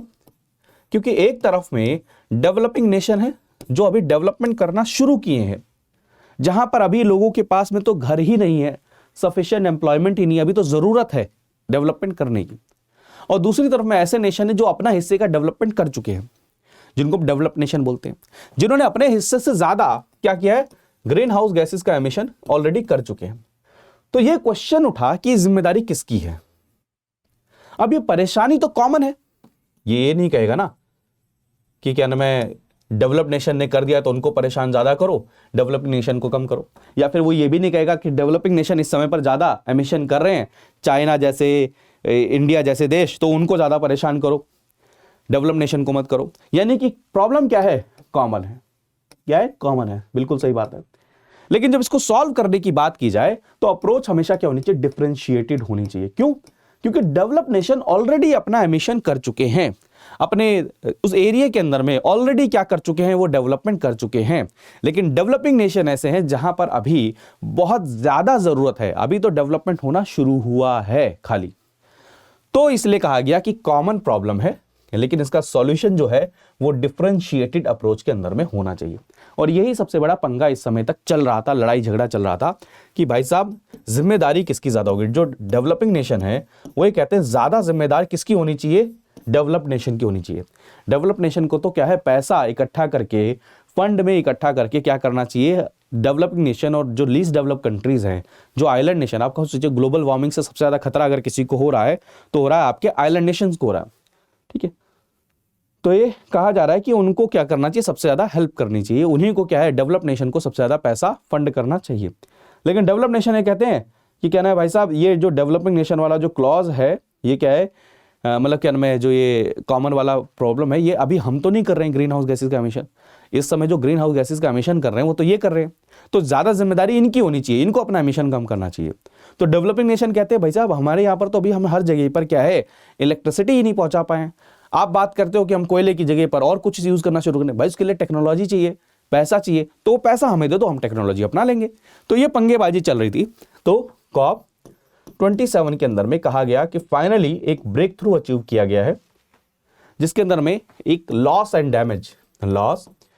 डैमेज फंड बनाने की बात हो गई है। कॉप क्या होता है? ये यूएनएफसीसी के अंदर में कॉन्फ्रेंस ऑफ पार्टी, यानी कि जो जिन ने उसको साइन किया वो जब मिलते हैं उसको हम कॉप बोलते हैं। कॉप 27 थी, 27th ऐसी मीटिंग थी, ठीक है। इस फंड के अंदर में पैसा कहां से आएगा? आपके डेवलप्ड नेशन क्या करेंगे? कंट्रीब्यूट करेंगे, ठीक है। लेकिन अभी बहुत सारी चीजें इसके साथ में रह गई हैं, तो एक बैकग्राउंड मैंने आपको दे दिया है, ठीक है, क्लियर है। तो ये सारी की सारी चीजें हुई हैं। तो ग्लोबल कंसेंसस बन गया किस चीज के लिए, एक फंड बनाने के लिए जो क्या करेगा, जो लॉस एंड डैमेज हो रहा है मोस्ट वल्नरेबल कंट्रीज को, क्यों, क्योंकि ह्यूमन मेड क्लाइमेट चेंज के कारण में, उसके लिए क्या किया जाएगा, पे किया जाएगा। कहां पर डिसीजन लिया गया, 27th कॉन्फ्रेंस ऑफ पार्टीज की मीटिंग के अंदर में। किसकी मीटिंग थी, United Nation framework convention on climate change, UNFCCC, United Nation framework convention on climate change, please याद रखिएगा। ठीक है, ठीक है। तो ये कहा गया कि ये जो कॉप आपका 21 हुआ था, कहां हुआ था, 2015 में हुआ था, जो मैंने ऑलरेडी आपको बताया पेरिस, उसके बाद में सबसे बड़ा सिग्निफिकेंट वो है। ठीक है, समझ रहे हो ना। तो कॉन्फ्रेंस ऑफ पार्टीज की जो मीटिंग हुई थी 2007, मतलब जो 27th मीटिंग हुई है जो अभी 2022 में हुई है, कहां पर हुई है, आपके शर्म अल शेख नाम का एक शहर है, कहां पर, इजिप्ट के अंदर में, जो किससे टच करता है, आपका रेड सी से टच करता है। आपको कह देंगे, कंफ्यूज कर देंगे, रेड सी या कैस्पियन सी, मेडिटेरियन सी, तो आपको पता होना चाहिए रेड सी की हम बात कर रहे हैं। वहां पर ये क्या हुई है, मीटिंग हुई। देखिए मैप बेस्ड क्वेश्चन कितना लॉजिकली यहां से फ्रेम किया जा सकता है ना। तो ये मीटिंग हुई थी, वहां पर ये डिसीजन लिया गया। ठीक है, तो इंट्रोडक्शन में क्या पढ़ेंगे आप, यही कहा गया कि भाई साहब ये डिसीजन क्या करेगा, हेल्प करेगा जो वल्नरेबल कंट्रीज हैं उनको, क्या करेगा, वल्नरेबल कंट्रीज को हेल्प करेगा। इस फंड के द्वारा वो क्या कर सकते हैं, अगर इस फंड को एक्यूरेटली डिस्बर्स किया गया तो क्या किया जाएगा, उनकी बहुत ज्यादा सहायता हो सकती है। लेकिन डिस्बर्स किया जाए तब, एक्यूरेटली डिस्बर्स किया जाए जब, क्योंकि अभी तो क्या है, इस कैटेगरी की डेफिनेशन हमें क्लियरली नहीं पता है, कैसे पैसा आएगा ये नहीं पता, कैसे उसको डिस्ट्रीब्यूट किया जाएगा ये मैकेनिज्म नहीं किया, ये कहा अगले कॉप में करेंगे, अभी सिर्फ फंड बना दिया गया है। ठीक है, ठीक है। डेवलप नेशन एक और चीज है, कई बार तो पहली बात तो फंड ही नहीं बनाना चाह रहे थे ना, वो तो ये फंड ही नहीं बनाना चाह रहे थे, अवॉइड कर रहे थे, कह रहे थे कि हम ऐसे कोई कमिटमेंट करना नहीं चाहते। तो सबसे बड़ी बात तो यही होगी कि ऐसा कोई फंड बन रहा है। ठीक है, ऐसा कोई फंड बन रहा है तो क्या है, rich countries must support lower income countries. ठीक है, ठीक है, उसके लिए क्या है, लॉस एंड डैमेज नाम का एक फंड बनाया जाएगा जो वल्नरेबल कंट्रीज है उनको क्या करेगा, हेल्प करेगा। ठीक है, क्लियर है, समझ गए, आ गया सभी को। तो what is meant by loss and damage fund, already मैंने आपको बताया, ये स्पेशल फंड है जो स्टैब्लिश किया जाएगा एक कंपनसेशन प्रोवाइड करने के लिए, किसको, वल्नरेबल कंट्रीज को। क्यों, क्योंकि ग्लोबल वार्मिंग के कारण उनके देश में बहुत ज्यादा क्या हो रही हैं, परेशानियां हो रही हैं। फॉर एग्जाम्पल, छोटा सा एग्जाम्पल ले लीजिए, मान के चलिए कोई आइलैंड नेशन है और आप खुद जानते हैं ग्लोबल वार्मिंग के कारण में वाटर लेवल क्या हो रहा है, राइज हो रहा है। तो ग्लोबल वार्मिंग के कारण में क्या होगा, आइलैंड जो नेशन है वहां पर क्या होगा, वहां पर वो उनके सबमर्जेंस के, उनके डूबने के बहुत ज्यादा चांसेस रहेंगे। तो क्या है, वो वल्नरेबल हो गए। ठीक है, तो उनको क्या है, कंपनसेशन, सहायता, ये सारी चीजें इस फंड के द्वारा प्रोवाइड कराई जाएंगी। इवन दोस्तों ये भी प्रोवाइड किया जाएगा कि क्या वो कैसे इससे मिटिगेट कर सके, कैसे अपना बचाव कर सके, कैसे इससे लड़ सके, ये सब चीजों के कारण में लॉस एंड डैमेज फंड क्या है, क्रिएट किया गया है। ठीक है, क्लियर है। तो ये G77 जो कंट्रीज थी उनके द्वारा ये डिमांड रखी गई। तो आपको पता होना चाहिए G77 कंट्रीज क्या है, इसको हम ग्रुप ऑफ 77 बोलते हैं। ये 134 कंट्रीज का क्या है, कोलेशन है, इंडिया भी इसका क्या है, हिस्सा है। इन्होंने इस फंड की बहुत ज्यादा जोर शोर से क्या करी थी, मांग रखी थी और कहा था कि डेवलप जो नेशन है, जो डेवलप कम्युनिटीज हैं, उनको क्या होना पड़ेगा, रिस्पॉन्सिबल होना पड़ेगा। क्योंकि जिनके ऊपर में इंपैक्ट हो रहा है वो लीस्ट रिस्पॉन्सिबल है। जो एक देश के अंदर में जहां पर 15,000, 20,000, 1 लाख आबादी है, उनका क्लाइमेट चेंज में बिल्कुल ना के बराबर इंपैक्ट है, लेकिन असर सबसे ज्यादा उन पे हो रहा है। तो इसलिए आपको क्या करना पड़ेगा, इसको एक्नॉलेज करना पड़ेगा कि हां, ये जो डिजास्टर हो रहे हैं, ये जो कंडीशन हो रही है, जो डैमेज हो रहा है, इवन आपका इकोनॉमिक है, नॉन इकोनॉमिक, अगर माइग्रेशन हो रहा है किसी का तो नॉन इकोनॉमिक बहुत बड़ी समस्या है, सोशल मोबिलाइजेशन हो रहा है, सोशल आप माइग्रेट कर रहे हैं सोशली किसी, तो उसके कारण में क्या है, आखिर किसी और के कामों के कारण में किसी और को क्यों तकलीफ देखनी पड़ी। तो ये सारी की सारी चीजें इसलिए मांग की गई। Fund was a clear demand by biggest negotiating block with in UNFCCC. Please याद रखिएगा, जो नेगोशिएट करते कौन, ग्रुप ऑफ 77, G77, जिसके अंदर में 134 कंट्रीज का क्या है, डेवलपिंग नेशन। ठीक है, जिसके अंदर में आपका इंडिया भी है और चाइना भी इसके अंदर में इंक्लूड है, और वही क्या है काफ़ी समय से इसकी मांग कर रहे थे। ठीक है, चले तो G77 के बाद मांग करी जा रही थी और काफ़ी समय से कोशिश की जा रही थी, और फाइनली क्या है इसको एक्सेप्ट किया गया और लॉस एंड डैमेज फंड को क्रिएट करने की बात की गई। अभी वो बात अलग है कि इस फंड के अंदर में कैसे आएगा पैसा, कहाँ से आएगा, किस तरीके से आएगा, वो सब चीज़ें इतना डिस्कस डिटेल में नहीं किया गया, लेकिन एटलीस्ट इसका एक्सेप्टेंस हुआ। यही फर्स्ट स्टेप आगे की तरफ बढ़ना होता है। ठीक है, क्लियर है। और तो आगे आने वाले समय में देखते हैं क्या चीज़ें होती हैं। तो कुछ इश्यूज़ हैं, जैसे आप देख सकते हैं मैंने जो ऑलरेडी आपको बताया, common but differentiate responsibility. Common problem तो है, लेकिन जो रिस्पॉन्सिबिलिटी है वो अलग अलग है, डिफरेंशिएटेड रिस्पॉन्सिबिलिटी होनी चाहिए। तो ये बात को क्या किया गया है, इसने क्या किया है, मतलब अप्रूवल एक तरीके का दे दिया है। ठीक है, क्लियर है, किसी को भी समझ में आ रहा है? Common but differentiated responsibility, CBDR, जिसके बारे में हमेशा बात करता हूं। इसके अंदर में कहा गया कि क्लाइमेट एग्रीमेंट के अंदर में सिर्फ इक्वल हो ये नहीं मैटर करता, इक्विटेबल भी होना चाहिए। देखिए इक्वल का मतलब क्या होता है कि बराबर बराबर सभी में बांट दो। इक्विटेबल का मतलब क्या होगा, ये इंश्योर करना कि जो ज्यादा कर सकता है उसको ज्यादा करना, जो ज्यादा जिम्मेदार है उसके ऊपर ज्यादा जिम्मेदारी देना, वो इक्विटेबल की बात की जा रही है। तो डेवलप और डेवलपिंग नेशन के बीच में जो क्लाइमेट का इंपैक्ट है उसको इक्विटेबली क्या करना, डिस्ट्रीब्यूट करना दोनों के बीच में। ठीक है, तो ये सारी की सारी चीजें ऑलरेडी आप सभी ने पढ़ा ही हुआ है ऑलरेडी। तो एक और बहुत इंपॉर्टेंट चीज अभी ये क्लियर नहीं है कि ये UNFCCC के फ्रेमवर्क के, क्योंकि डेवलप्ड जो नेशन है वो इसे UNFCCC के फ्रेमवर्क के बाहर रखना चाहते थे। वो कहते थे इसको बाहर रख दो, इसको UNFCCC के अंदर में मत रखो, बाहर से रख लो, वहां पर पैसा कंट्रीब्यूट करने की। तो दूसरे नेशन ने कहा, दूसरी कंट्रीज ने कहा कि भाई आप ठीक है, डेवलपिंग कंट्रीज ने कहा ठीक है आप ये तो कह रहे हो, लेकिन ऑलरेडी आपने जो कई सारी पिछली कमिटमेंट की हुई है उसका तो आपने पैसा अभी प्रोवाइड किया नहीं है। ठीक है, क्लियर। तो जैसे डेवलप नेशन ये चाहते थे कि इसको क्या है, एक ग्रीन शील्ड नाम का या मल्टीलैटरल डेवलपमेंट फंड ऐसी कोई चीज के अंदर में बना दिया जाए। ठीक है, ठीक है, क्लियर। ऐसी सारी चीजों के अंदर में किसी में कर दिया जाए, ये कोशिश कर रहे थे लेकिन ये चीज नहीं हो पाई। ठीक है, दूसरा क्या, the sentiment of developing countries was that develop countries are deploying क्या मैं delaying tactics via addition of procedural elements. ठीक है, अब आपको पता है कि कौन चाहेगा कि उसको पहली बात तो रिस्पॉन्सिबल बनाया जाए। पेरिस एग्रीमेंट से इसीलिए तो बाहर हो गए थे ट्रम्प साहब ने कहा था कि ये एक तरीके से डेवलपिंग नेशन जो सबसे ज़्यादा इस समय ग्रीन हाउस गैसेस का एमिशन कर रहे हैं, वो एक तरीके से ब्लैकमेल कर रहे हैं डेवलप नेशन को, और डेवलप नेशन के पैसे को यूज़ करना चाहते हैं, इसलिए वो कह रहे थे बाहर हो गए। फिर बाइडन साहब वो आए, उन्होंने उसे दोबारा से किया, लेकिन ऐसे समझिएगा। ठीक है, और टेक्स्ट के अंदर में liability and compensation word exactly use होना चाहिए नहीं होना चाहिए। ठीक है, ये भी बहुत बड़ी चीज़ है। तो अगर मान के चलिए अगर आप इसका रेफरेंस नहीं करोगे लायबिलिटी एंड कंपनसेशन क्लॉज का, तो ये फंड एक तरीके से क्या हो जाएगा, टूथलेस फंड हो जाएगा, इसकी कोई वैल्यू नहीं बचेगी। ठीक है, इसका कहाँ यूज करोगे। ठीक है, तो ये बहुत बड़ी इंपॉर्टेंट, ये सारी की सारी चीज़ें इसके अंदर में जो मैंने ऑलरेडी आपको देखा कि एक singular demand, new and dedicated financing facility for loss and damage होना चाहिए, और जो डेवलप नेशन तो कहते हैं कि इसको अलग रखा जाए, इसके अंदर में ना रखा जाए। ठीक है, एक और चीज़ कि लॉस एंड डैमेज के अंदर में मिटिगेशन एफर्ट को रखा जाना चाहिए नहीं रखा जाना चाहिए। जो डेवलप नेशन है वो क्या कहते थे कि ये क्यों हो रहा है, ये लॉस एंड डैमेज क्यों हो रहा है, परेशानी क्यों हो रही है, क्योंकि मिटिगेशन के एफर्ट ही नहीं लगाए जा रहे इन कंट्रीज के द्वारा, बचाव कैसे किया जाए इसके ऊपर में कुछ किया ही नहीं जा रहा। तो क्या ये लॉस एंड डैमेज वाला जो फंड है ये मिटिगेशन के अंदर में भी हेल्प करेगा या नहीं करेगा।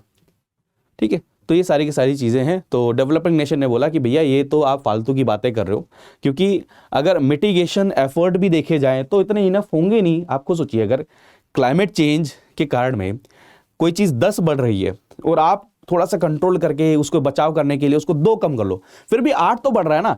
यानी कि क्लाइमेट चेंज इतना ज़्यादा इंपैक्ट कर रहा है कि मिटिगेटिंग एफर्ट्स इन जो छोटी कंट्रीज़ के हैं वो सफिशिएंट नहीं है। तो उसके अंदर में तो ये भी आपका जो मतलब एक बहुत मतलब समझिए डेवलप नेशन बड़ी चालाकी से इसके अंदर से बाहर निकलना चाहते थे। वो आरोप देखिए, पहले तो उन्होंने डेवलपिंग नेशन के ऊपर रखने की कोशिश करी, फिर जब ये नहीं हुआ तो उन्होंने कहा कि अच्छा चलो जो देशों को नुकसान पहुंच रहा है क्या है वो इसलिए भी हो रहा है क्योंकि वो उतने एफर्ट नहीं कर रहे। तो डेवलपिंग नेशन ने कहा कि भाई साहब एफर्ट करने की तो बात ही नहीं है, बात तो ये है कि वो चाहे जितना एफर्ट कर लें, लेकिन जो इंपैक्ट पड़ रहा है वो इतना ज्यादा है कि उनका एफर्ट ना के बराबर हो जाए, इसलिए कंपनसेशन उनको जरूरी ही पड़ता है। ठीक है, तो ये सारी की सारी loss and damage final adoption हुआ है COP27 के अंदर में। यही सारी की सारी चीज़ें इसके अंदर में डिस्कस की गई हैं। आई होप आपको ये समझ में आ चुका होगा। तो अब ये सारी चीज़ें इसी से होंगी। ग्लोबल नॉर्थ कैसे अपने जो नेशनल प्लेजेस हैं क्लाइमेट चेंज से रिलेटेड, उनका बर्डन हमेशा कैसे डेवलपिंग नेशन के ऊपर में डालने की कोशिश करें, ये ऑलरेडी हमने पढ़ा।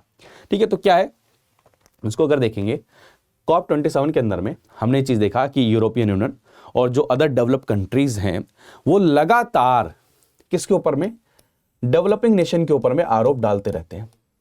जैसे आप सभी जानते होंगे पेरिस जो COP हुआ था उसके अंदर में हर कंट्रीज ने नेशनली डिटरमाइंड कंट्रीब्यूशन की बात की थी। क्या? नेशनली डिटरमाइंड कंट्रीब्यूशन की बात की थी। तो पेरिस एग्रीमेंट के अंदर में बोला था कि हर कोई देश अपने हिसाब से कुछ कुछ टारगेट डिसाइड करेगा और उन टारगेट्स को मीट करने की कोशिश करेगा। ठीक है, क्या करेगा? मीट करने की कोशिश करेगा। तो डेवलप नेशन ने कहा कि डेवलपिंग नेशन अपने इन टारगेट्स को तो मीट कर ही नहीं पा रहे हैं और ना ही वो कोशिश कर रहे हैं उनको मीट करने की, और अगर वो मीट करने की कोशिश करेंगे ही नहीं तो क्लाइमेट चेंज को कैसे रोका जा सकता है। ठीक ठीक ठीक है, तो ये है they demanded that higher mitigation effort to be taken by all developing countries. जहां पर डेवलपिंग कंट्रीज ने बोला कि भाई साहब फाइनेंस कमिटमेंट जो आपने डेवलप नेशन ने प्रॉमिस किया था उसको क्या है, पूरा करना चाहिए। एक और बहुत इंपॉर्टेंट चीज, कोल को हर समय टारगेट किया जाता है। ये तो ये कहते हैं क्योंकि देखिए एक चीज समझिए, डेवलप नेशन ने वो टेक्नोलॉजी को डेवलप कर लिया है कि वो न्यूक्लियर एनर्जी का यूज करके इलेक्ट्रिसिटी का प्रोडक्शन कर सकते हैं। वहां पर जो क्लीन एनर्जी की टेक्नोलॉजी को डेवलप कर सकते हैं, इलेक्ट्रिक व्हीकल्स का, ग्रीन हाइड्रोजन एनर्जी का, ये सारी चीजों का इस्तेमाल कर सकते हैं। लेकिन भारत जैसा देश जहां पर 141 करोड़ लोग हैं, वहां पर अभी भी कोयला एक बहुत बड़ा सोर्स है एनर्जी का हमारे कई सारे सेक्टर्स के अंदर। अगर आप ये कहते हो कि कोयले का इस्तेमाल करना ही नहीं है इलेक्ट्रिसिटी के प्रोडक्शन के लिए, तो हमारी ये जो डेवलपमेंट अपॉर्चुनिटीज हैं कहीं उनको नुकसान नहीं पहुंचाएगा क्या?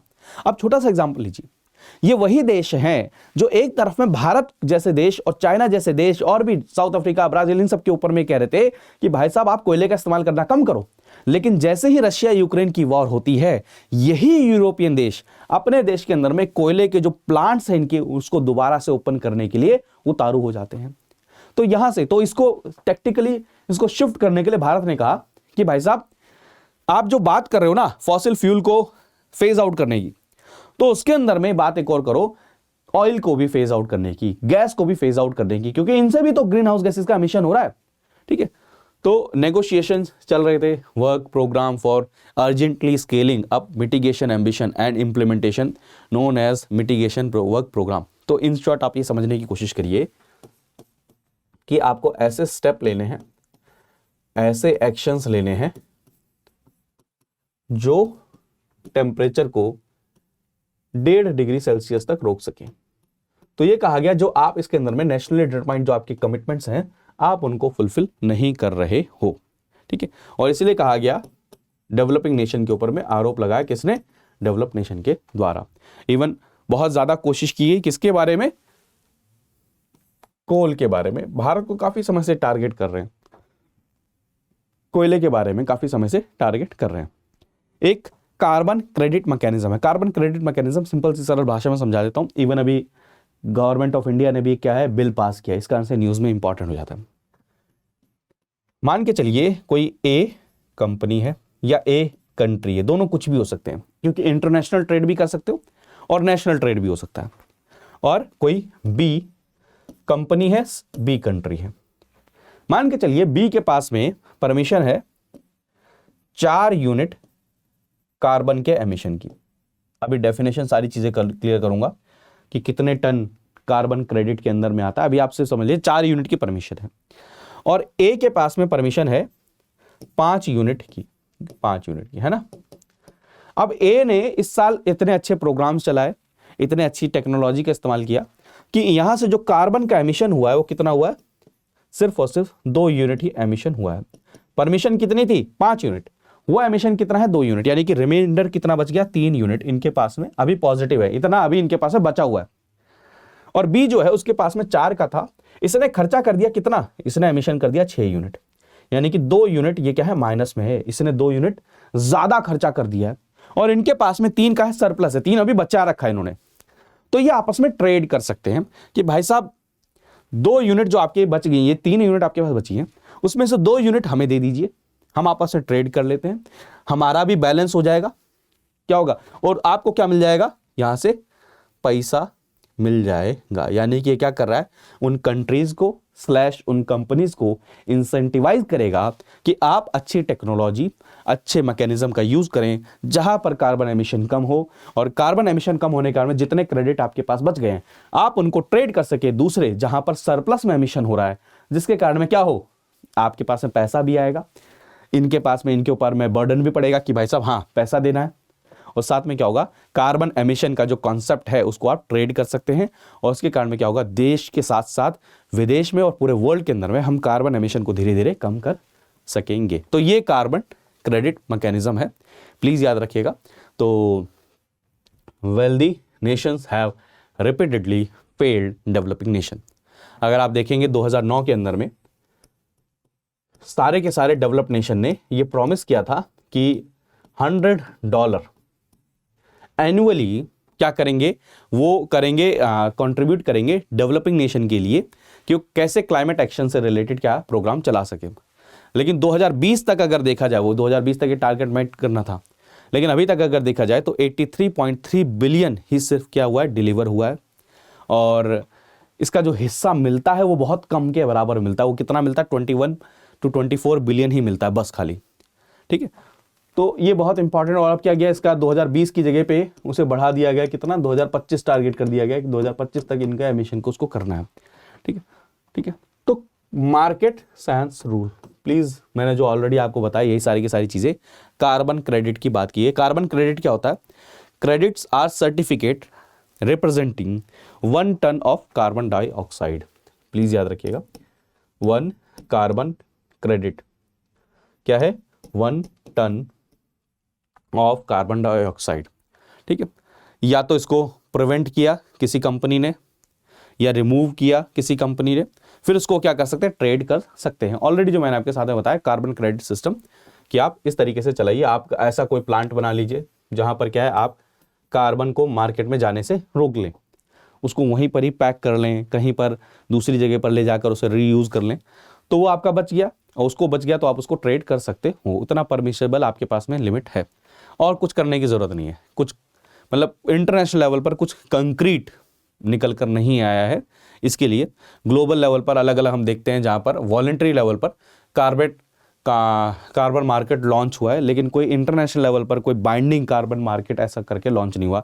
जैसे अफ्रीकन कार्बन मार्केट लॉन्च हुआ, एनर्जी ट्रांजिशन एक्सेलरेटर यूएस का लॉन्च हुआ। आप अभी इसको कनेक्ट कर लेंगे इंडिया के अंदर में जो बिल लॉन्च किया गया है, ठीक है, उसके अंदर में भी क्या है, कार्बन मार्केट की बात की गई है, ठीक है। यानी कि इंटरनेशनल लेवल पर एक साथ कोई कमिटमेंट आकर बात नहीं की गई है, ठीक है, क्लियर। नेक्स्ट आर्टिकल है आपका, क्योंकि रियो अर्थ समिट की ही बात की जा रही है, तो एक समिट और हुई है। क्या हुई है, एक समिट और हुई है, COP 15 जिसको बोला जा रहा है, कॉन्फ्रेंस ऑफ पार्टीज की 15। देखिए रियो अर्थ समिट हुआ तो 3 कन्वेंशन साइन होते हैं, एक क्लाइमेट चेंज वाला, एक डेजर्टिफिकेशन से होता है, और तीसरा होता है कि कैसे वर्ल्ड के अंदर में जो डाइवर्सिटी है, बायोडाइवर्सिटी, उसको कैसे बचा कर रखा जाए, कन्वेंशन ऑन बायोलॉजिकल डाइवर्सिटी। तो उसकी भी क्या होती है, मीटिंग होती है। प्लीज ये पॉइंट नोट कर लीजिएगा, मैं बात कर रहा हूं रियो अर्थ समिट से 3 कन्वेंशन निकल कर आई। एक क्लाइमेट चेंज जिसको हम UNFCCC बोलते हैं, एक डेजर्टिफिकेशन से रिलेटेड जिसको हम UNCCD भी बोलते हैं, ठीक है, कॉम्बैट डेजर्टिफिकेशन की बात कर रहे हैं, ठीक है, और दूसरा आ गया आपका CBD, convention on biological diversity. Please याद रखिएगा, तो इसकी हम बात करेंगे अब इसके अंदर में। तो एक फैक्ट है, उसको बस नाम के लिए पढ़ लीजिए, खाली वो आ जाए कभी तो प्लीज याद कर लीजिएगा। क्या है, द पोटेंशियल, मतलब क्या है, रूईबॉस, ठीक है, ये डीप रेड ब्रू, ये क्या है, एक हर्बल टी है, ठीक है, और ये कहाँ पर मिलता है, आपके एंडेमिक है, माउंटेन बुशेस के अंदर में आपको मिलता है, साउथ अफ्रीका के अंदर में। बस इतना याद रख लीजिएगा, रूईबॉस, ठीक है। स्टडीज ये दिखाते हैं कि इसको पीने से आप कैफीन और इन सब की तरफ से क्या करोगे, हटोगे, और ये आपके लिए हेल्दी भी होगा, ऑल्टरनेटिव के रूप में काम कर सकता है कॉफी और टी का, ठीक है। तो हम बात करते हैं UN convention on biological diversity. ये क्या ओनली इंटरनेशनल लीगल इंस्ट्रूमेंट है, किस चीज के लिए? Conservation of biodiversity, sustainable use of components and fair and equitable sharing of benefits arising from use of genetic resources. जो रिसोर्सेज हैं हमारे पास में बायोलॉजिकल, जो बायोडाइवर्सिटी के रिसोर्सेज हैं, उनको कैसे सस्टेनेबल तरीके से यूज किया जाए, जो इंफॉर्मेशन हमारे पास है उसको कैसे शेयर किया जाए, उसको रेगुलेट करता है कौन? Convention on biological diversity. ये कब आपका, मैंने ऑलरेडी बताया, United Nation framework convention on climate change, UN convention to combat desertification, UNCCD जो मैंने ऑलरेडी आपको बताया, और तीसरा कौन सा आ गया आपका? सीबीडी आ गया। प्लीज नोट करते रहिएगा ये सारी की सारी चीजें, कि डेजर्टिफिकेशन को रोकना है, बायोडाइवर्सिटी को करना है और क्लाइमेट चेंज। ये तीनों आपसे पूछ सकते हैं कि तीन ऐसे कौन कौन से कन्वेंशन रियो अर्थ समिट से निकल कर आए थे, तो आपको पता होना चाहिए इन तीनों की हम बात कर रहे हैं। तो 2010 के अंदर में क्या, 2010 में 196 कंट्रीज मिलती हैं और वो 20 कंजर्वेशन टारगेट लेते हैं कि 2020 तक हम मैच करेंगे। क्या बोलते हैं? 20 टारगेट 2020 तक, ठीक है। इसको उन्होंने क्या नाम दिया? एचई टारगेट दिया। क्या दिया? एचई टारगेट, ठीक है, ठीक है। प्लीज याद रखिएगा कुछ चीजें हैं। ऐसी एक और टारगेट आया था जिसको हम नागोया टारगेट भी बोलते हैं। ऐसी दोस्तों इस बार हम क्या, कनाडा के अंदर में मीटिंग हुई है 2022 के अंदर में, कनाडा के अंदर में मीटिंग हुई है, मॉन्ट्रियल के अंदर में मीटिंग हुई है, जिसके अंदर में टारगेट लिया है 30/30। क्या टारगेट लिया है? 30/30, यानी कि 2030 तक हम 30% ऑफ लैंड एंड ओशन के जो बायोडाइवर्सिटी उसको क्या करेंगे? प्रिजर्व करेंगे, बचाएंगे, ठीक है। तो प्लीज याद रखिएगा 30/30, ठीक है। एचई टारगेट, नागोया प्रोटोकॉल, ये प्रोटोकॉल, ये सारी की सारी चीजें किससे related? Convention of biological diversity. आपसे डायरेक्ट क्वेश्चन पूछा जाएगा, एचई टारगेट, मॉन्ट्रियल जो सेटलमेंट डिक्लेरेशन, क्या नाम है, 30/30 रिसेंटली सीनी न्यूज, ये सारी की सारी चीजें किससे? कन्वेंशन ऑफ बायोलॉजिकल डाइवर्सिटी, ठीक है। तो आप देखिए 1992 में साइन होता है, 1992 के अंदर में, 1993 एंटर होता है, 1994 पहली मीटिंग होती है कॉन्फ्रेंस ऑफ पार्टीज की। कहां पर? बहामास के अंदर में, ठीक है, बहामास के अंदर में, ठीक है। फिर आप ये पूरा फ्लो चार्ट देख सकते हैं, सारी की सारी चीजें, सारी की सारी फ्लो चार्ट आप देख सकते हैं। 2022 अभी कहां पर हुआ? कनाडा के अंदर में, ठीक है, 20/20, ठीक है। क्लियर है? बस ये पूरा फ्लो चार्ट आप देख लीजिएगा, एग्जाम के लिए क्या हो सकता है, कभी आ जाए तो आपको पता होना चाहिए। तो क्या टारगेट लिया? 30/30 हमने टारगेट लिया है। 30% of land and sea by 2030, ये हमें ऐसा प्रोटेक्ट करना है। पेस्टिसाइड का यूज कम करना है, लोअर करना है इन्वेजिव स्पीशीज का, ठीक है, ये हमें करना है, ठीक है। लेकिन ये कहा गया कि ये टारगेट क्या हम अचीव कर पाएंगे? क्यों?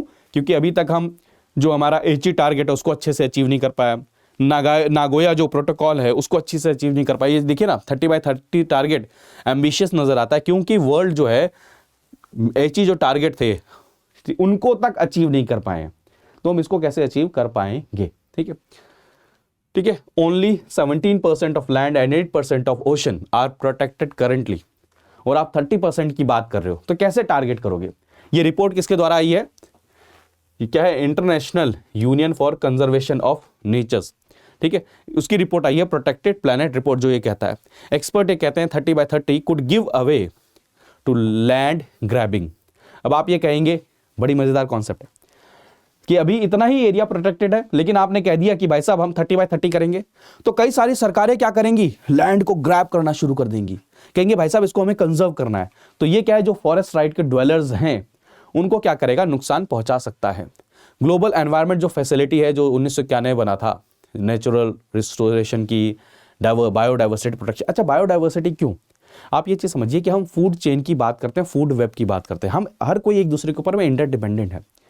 अगर क्लाइमेट चेंज होता है तो उसका नुकसान बायोडाइवर्सिटी के ऊपर में, मतलब मान के चलिए कि एक जगह पर और कितनी डाइवर्स चीजें एग्जिस्ट कर सकती हैं, ये इंपॉर्टेंट है। अगर मान के चलिए, जैसे हम एग्जांपल लेते हैं क्रॉप, खेती के अंदर में एग्जांपल लेते हैं कि अगर एक ही चीज की मोनो खेती होने लग जाए, मोनोक्रॉपिंग होने लग जाए, तो आप खुद सोचिए डाइवर्सिटी को कितना नुकसान पहुंचेगा, क्योंकि फूड वेब है, हर कोई एक दूसरे के ऊपर में डिपेंडेंट है।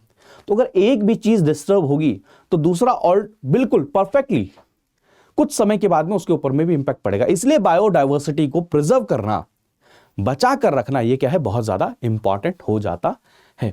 ठीक है, समझ रहे हो सीबीडी की जो बात की जा रही है, इसीलिए कहा जा रहा है कि भाई साहब अगर इसको नहीं बचाया गया तो फूड वेब है, और फूड वेब के कारण में असर ह्यूमन के ऊपर भी पड़ेगा, एनवायरमेंट के ऊपर भी पड़ेगा, क्लाइमेट के ऊपर भी पड़ेगा, और सब कुछ लास्ट में जाके क्या करेगा, कोलैप्स हो जाएगा। इसलिए बायोडाइवर्सिटी को क्या है, बचा कर रखने की बहुत ज्यादा जरूरत है। ये कहा जाता है कि एक जो मधुमक्खी होती है वही बहुत इंपॉर्टेंट रोल प्ले करती है हमारे पूरे के पूरे फूड वेब के अंदर में। तो आप समझ रहे हो सारी की सारी चीजें। ठीक है, तो ये इंपॉर्टेंट है, सीबीडी को याद रखिएगा प्लीज।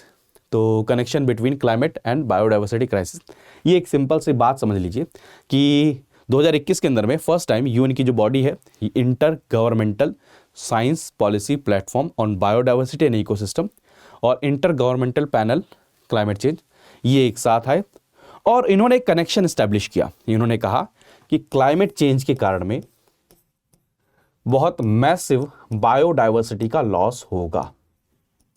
तो बायोडाइवर्सिटी को बचाने के लिए क्लाइमेट चेंज से टैकल करना, क्लाइमेट चेंज में हमें काम करना, ये बहुत ज्यादा जरूरी है।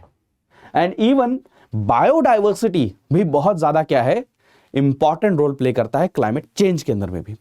लेकिन वर्ल्ड हमें ये जो बायोडाइवर्सिटी वाला जो कन्वेंशन है इस पे सीरियस नजर नहीं आता। इवन आप देखेंगे यूएस ने अभी तक सीबीडी को, कन्वेंशन ऑफ बायोलॉजिकल डाइवर्सिटी को रेटिफाई ही नहीं किया है।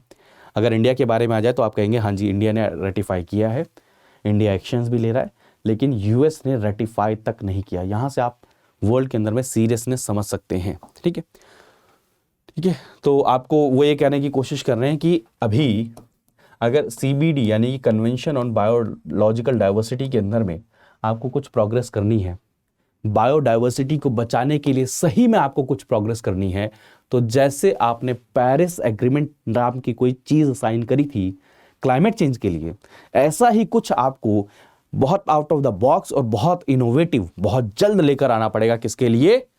आपके बायोलॉजिकल कन्वेंशन के, तभी जाके चीजें हो पाएंगी, वरना सिर्फ नंबर बन के रह जाएंगे, चीजें और आगे बढ़ती जाएंगी और अल्टीमेटली डिस्कशन, अल्टीमेटली जो प्रॉब्लम, अल्टीमेटली जो गाज किसी पे आके गिरेगी तो वो ह्यूमन के ऊपर में आकर गिरेगी। आप समझिए, मैं आपको बता रहा हूं कि एक मधुमक्खी का हमारे जीवन के ऊपर में बहुत इंपॉर्टेंट रोल है। अगर मधुमक्खियां धीरे धीरे खत्म होने लग जाएं, इन्वेजिव स्पीशीज की हम बात करते हैं, मान के चलिए किसी एरिया के अंदर में कोई जानवर नेचुरली रहते हैं, तो जब कोई रह रहा होता है तो उसको प्रीडेट करने वाले, उसको खाने वाले, मारने वाले अपने आप रहते हैं, वो साइकिल चलता रहता है। अब आप मान के चलिए कोई दूसरे एरिया से कोई ऐसी चीज आ जाए जिसका कोई प्रेडेटर ही ना हो, कोई इसको खत्म करने वाला ही ना हो, तो लगातार बढ़ते जाएंगे, तो फूड वेब जो है हमारा वो डिस्टर्ब हो जाएगा। जैसे एग्जांपल लीजिए, ग्रासलैंड एक बहुत बड़ा इशू बना था नेशनल पार्क के अंदर में, असम में। क्यों?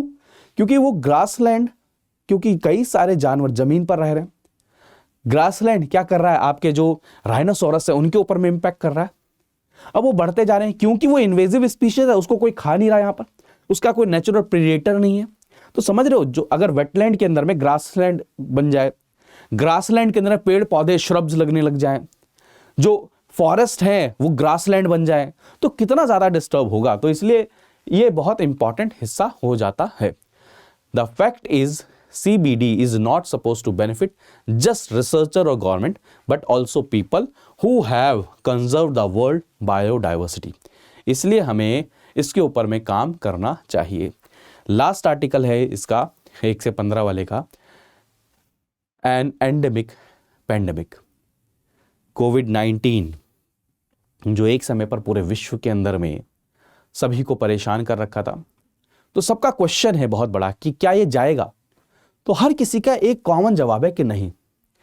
हो सकता है वर्ल्ड के अंदर में इतने मास लेवल पर परेशान ना करे, बट हां स्टेट लेवल पर, रीजन के लेवल पर, कंट्रीज के लेवल पर, कॉन्टिनेंट के लेवल पर ये अभी भी बना रह सकता है, जिसको हम क्या बोलेंगे, एपिडेमिक हो जाएगा। ये तो क्या है, एंडेमिक हो जाएगा, एपिडेमिक नहीं एंडेमिक हो जाएगा, यानी कि पैंडेमिक से ये एंडेमिक हो सकता है और ज्यादातर चांसेस हैं कि एंडेमिक रहेगा। तो यही कहा जाता है, one thing is for sure, virus will not go away and science vouch for it. ठीक है। और वो ये कहते हैं कि ये अब पैंडेमिक नहीं, मतलब पैन वर्ल्ड नहीं, लेकिन हाँ ये क्या नाम है, एंडेमिक जरूर रहेगा। अब आप खुद देखिए, जैसे एग्जांपल लीजिए कि अभी कुछ एरियाज में ना के बराबर है कोविड केसेस, लेकिन आप चाइना का एग्जांपल लीजिए, कैसे केसेस बढ़ रहे हैं वहां पर। तो ये चीजें अब रहेंगी और इसके साथ में हमें जीना अब सीखना पड़ेगा। हमारा जो बिहेवियर है, हमारी जो अप्रोचेज हैं, इसी के हिसाब से चलनी चाहिए। और कोविड दोबारा से ये जो परेशानी है चारों तरफ फैल रही है, तो ये क्वेश्चन कभी आ जाए, वैसे क्वेश्चन तो कभी नहीं आएगा, ये चांसेस हो सकता है। तो आप कह सकते हैं पोस्ट कोविड क्या बात करें, तो आपको ये पता होना चाहिए कि कोविड नहीं जाने वाला, इस चीज को आप कहेंगे।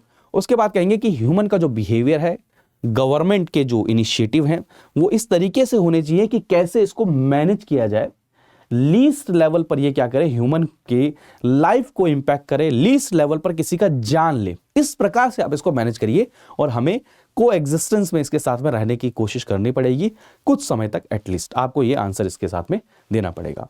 तो आज का ये जो पार्ट 1 1 से 15 दिसंबर का हमारा डाउन टू अर्थ मैगजीन का जो सेशन था, आई होप आप सभी ने एंजॉय किया होगा, मज़ा आपको आया होगा। और ये बहुत ही शानदार एक इनिशिएटिव है दोस्त, आप प्लीज़ इसको ज्वाइन करिए। मेरा पर्सनल लेवल पर सजेशन है, इससे बेस्ट चीज़ आपको और कुछ नहीं मिल सकती है। बहुत ही बेहतरीन अपॉर्चुनिटी है 2024 के लिए, जो भी तैयारी कर रहे हैं उन सभी के लिए, ठीक है। तो कोड क्या यूज़ करना है, लेकिन PRT लाइव कोड ही यूज़ करना है आप सभी को। क्या? PRT लाइव कोड ही आप सभी को यूज़ करना है। आप मेरे साथ टेलीग्राम पर जुड़िए, ट्विटर पर जुड़िए, इंस्टाग्राम पर जुड़िए। आप सभी को इस सेशन की PDF वहाँ पर मिल जाएगी और सारी इन्फॉर्मेशन भी आपको वहाँ पर मिलती रहेगी। तो मिलते हैं अगले सेशन में, तब तक अपना ध्यान रखिए, मुस्कुराते रहिए। बाय बाय, टेक केयर दोस्तों, जय हिंद। स्टडी IQ IAS, अब तैयारी हुई अफोर्डेबल।